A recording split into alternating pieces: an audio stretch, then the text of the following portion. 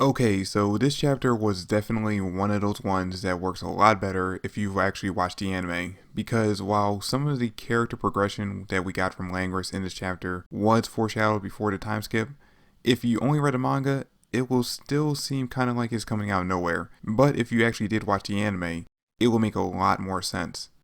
Okay, so the chapter opens up with Yuno asking Langris to buy him just 3 minutes because he has an attack that he thinks could end the fight in one shot, but it'll take that long to charge.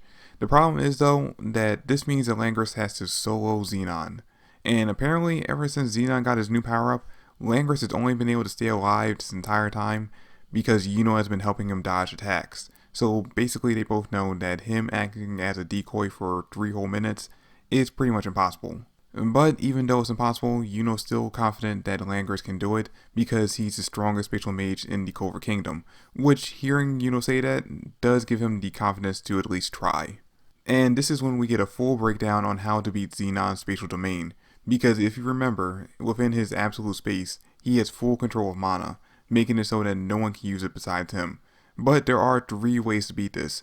The first is obviously just be as strong or even stronger than Xenon. And then the second is obviously to be someone who's led by mana like Yuno. And obviously Langris is neither of those two, which means he's only left with the third option, which is to be a spatial mage that has achieved mana zone. So yeah, we get the full on reveal of Langris' mana zone in this chapter, which is actually really cool to see that he has one, because up until this point we really haven't seen him use anything new. Which kind of made it seem like he hadn't really gotten any stronger after leaving the Golden Dawn to go solo train during the time skip. And up until this point, I kind of thought he was in the same situation that Nozel was in, where he didn't really seem to have any new abilities or transformations, but maybe just like a higher capacity for mana or something. And I mean, that's not to say that Nozel might not also have gained some kind of new ability post the time skip, but so far we haven't seen him actually use one just yet. And honestly, I feel like if he had gained a new transformation or a new spell, we would have seen him use it against Megikua. Anyway, getting back to Langris' mana zone is actually pretty similar to Yami's. It allows him to create a dome of spatial magic around himself, although it is a lot smaller than Yami's Black Moon, so he can only really fit himself inside of it. But by standing directly in front of Yuno in this chapter, Langris is able to basically completely shield him from Xenon's attacks.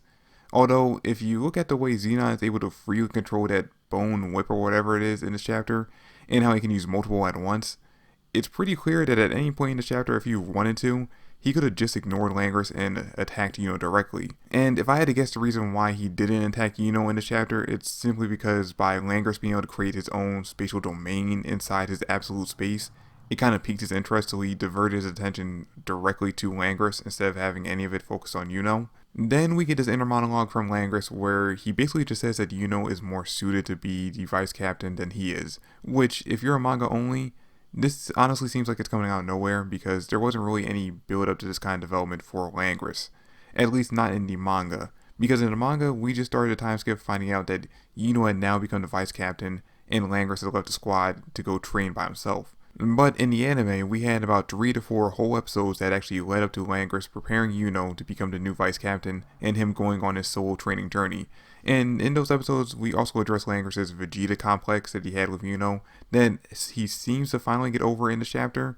Anyway, his mana zone doesn't hold up to full 3 minutes, and Xenon is eventually able to break through it and land some blows. But Langris knows that it's either Yuno's attack works or they're both dead anyway, so he decides to sacrifice himself by just jumping straight at Xenon, which distracts him long enough for Yuno to activate his new spell, which seems to be just a bow and arrow that he's planning to shoot Xenon with. And I say seems to be just because as of right now, there's no indication that it has any kind of special abilities or any kind of special effects. I mean, again, this is only the first introduction to it at the very end of the chapter, so we don't really know what abilities it has along with it besides just being a normal bow and arrow.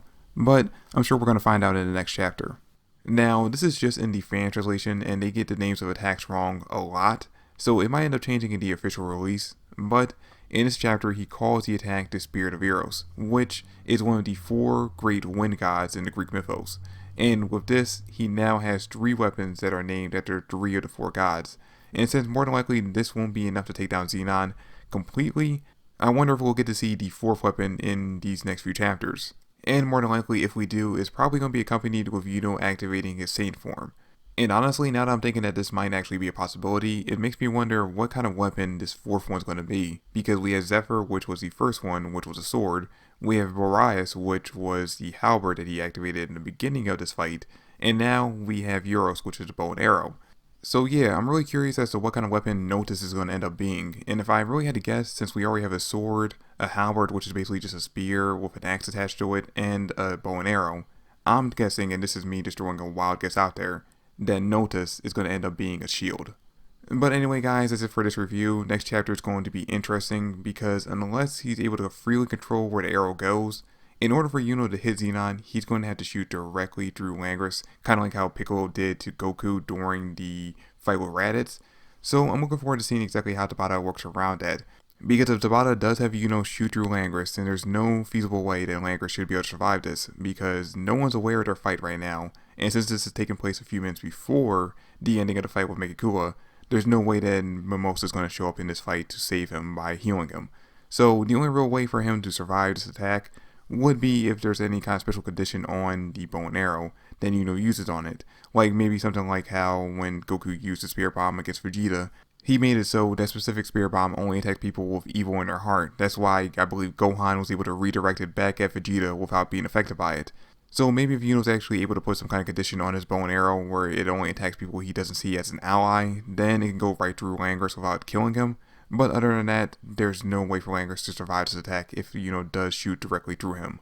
But anyway, thanks for watching the video guys. I hope you all really did enjoy it, and I will catch you all in the next one. Peace.